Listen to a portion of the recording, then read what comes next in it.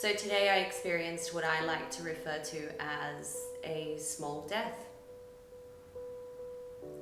It was the third time I picked up to write my manuscript, the third time that I was seduced and enticed by the idea to follow.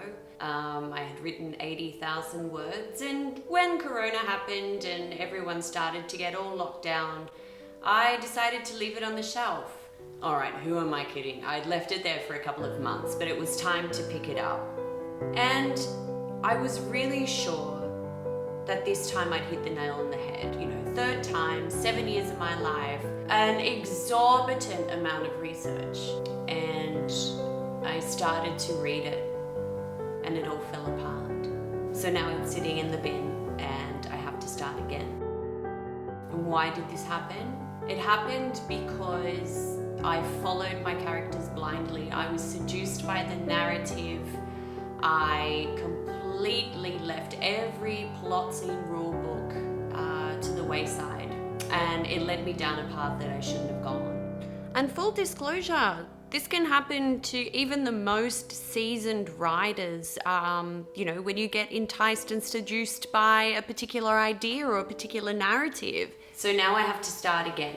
But before I do, I'm going to remind myself of the rules of creating a plot so I don't fall into the same mistake again. And in doing so, having this cathartic moment, hopefully I will be able to impart some wisdom onto you guys who are about to explore their own plot lines for their video assessment. Today we are going to look at dissecting all 3 acts and the small ingredients and components that each act needs in your plot, and look at some tried and true plot lines that could really help garner some kind of inspiration in all of you. So no more whinging, let's get cracking. First, we're looking at Act 1. I don't need this anymore.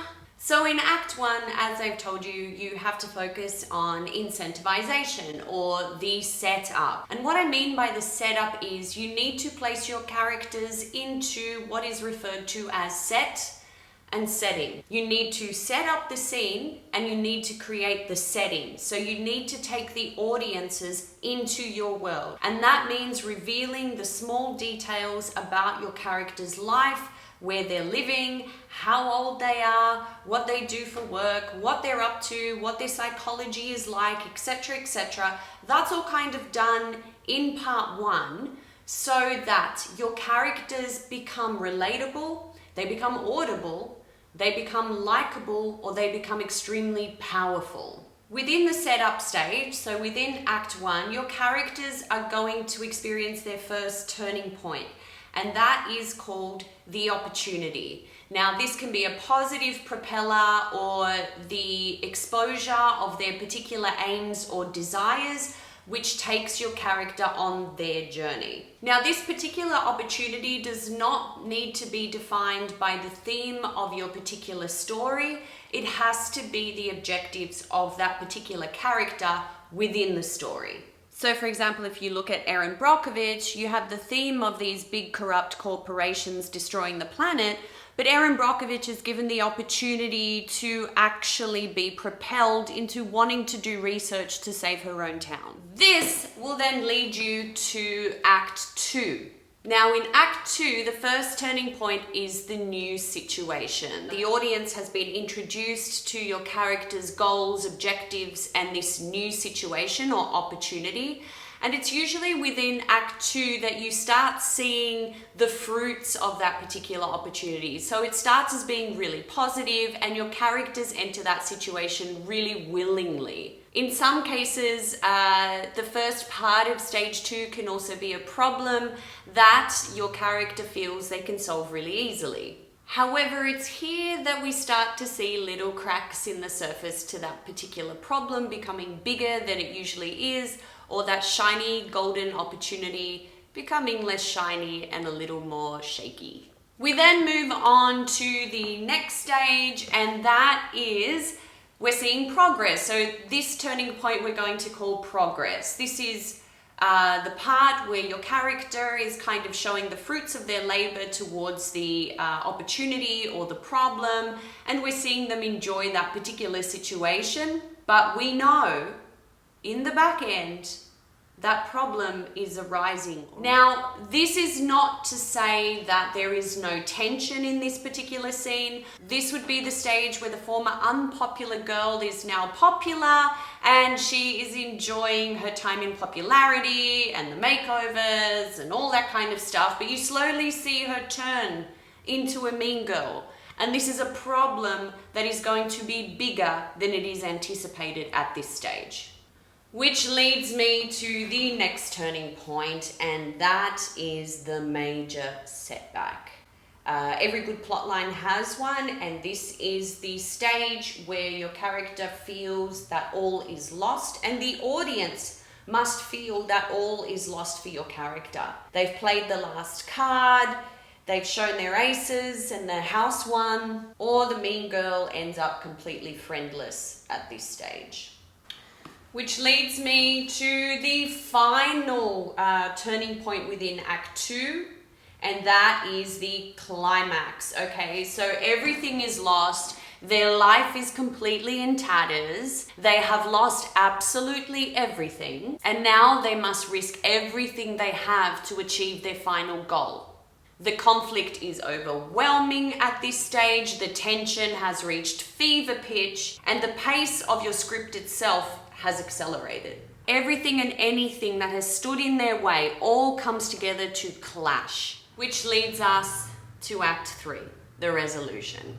Now, not every film or every script ends with the character getting what they want. Sometimes resolutions show the new life that this particular character is living. So again, I'll go back to Mean Girls, where the protagonist has pretty much lost everything. She is friendless. And now she's trying to begin a new way of life where, sure, she may not be this popular mean girl, but she is something new.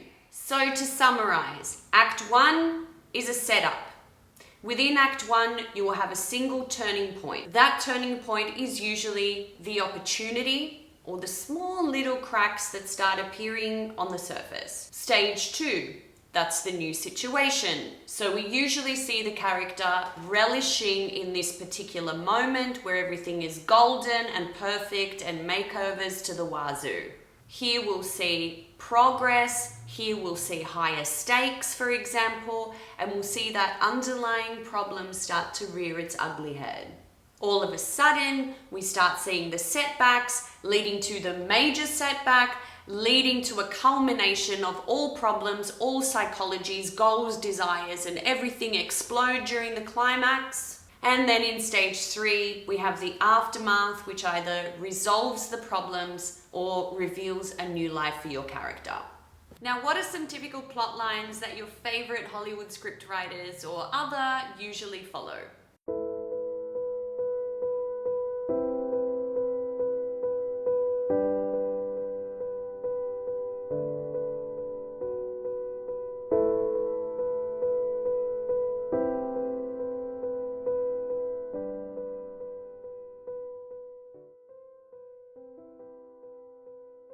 Plots, as I learnt today, usually fail without following the template.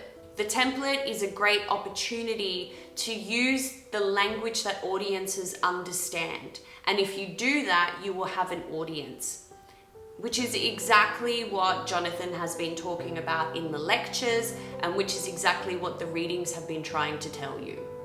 You can write the most beautiful script on the planet, the best dialogue, but if it doesn't resonate with audiences who recognize 3-part acts and speak that language, you'll be speaking a language that they don't understand. All right, that's enough script writing for one day. I've got to go. I've got another 80,000 words to write. Again.